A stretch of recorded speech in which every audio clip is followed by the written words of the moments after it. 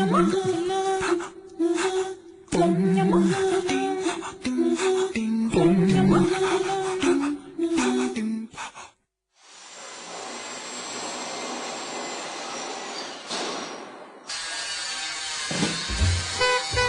Marseille, Sylvie Collet est l'auteur du projet Station Alexandre, un espace de vie et centre d'affaires installé dans la gare d'une ancienne huilerie, dans la nouvelle zone franche des quartiers nord.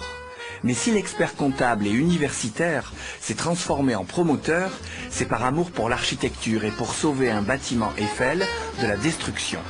Je cherchais à venir en zone franche avec mes propres collaborateurs. Donc je cherchais des bureaux ou un bâtiment, mais petit, 400-500 mètres carrés à restaurer. Et j'avais presque imaginé de trouver un vieux garage ou quelque chose comme ça. Ce bâtiment était, on l'apercevait de la rue. Et en fait, ce qu'on voyait, c'était juste le haut. Vous voyez, le haut avec les espèces de petites structures. Et quand je suis rentrée dans le bâtiment et que j'ai vu...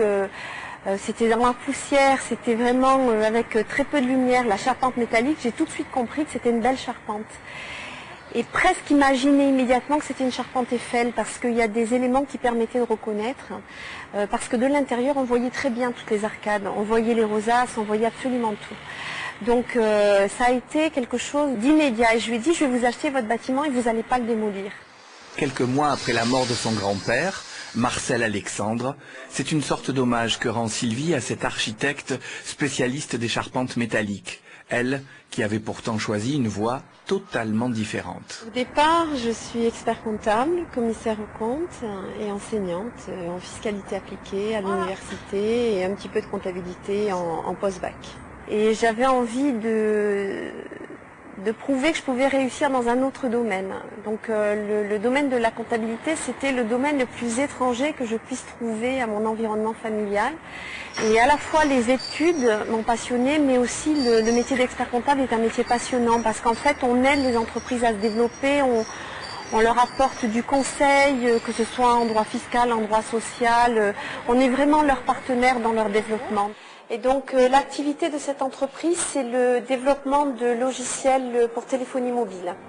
70 entreprises ont déjà investi Station Alexandre, du centre de formation à l'onglerie au cabinet de déco, de la société de lingerie aux produits pour aquarium.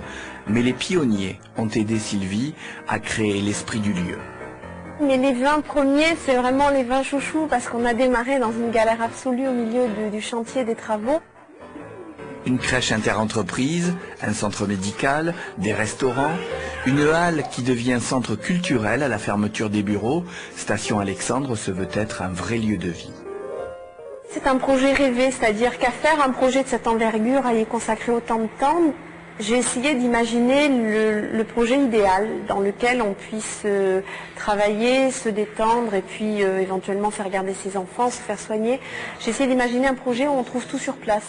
Si le parcours de Sylvie Collet et Station Alexandre vous intéresse, rendez-vous sur le site de France 3 pour les détails.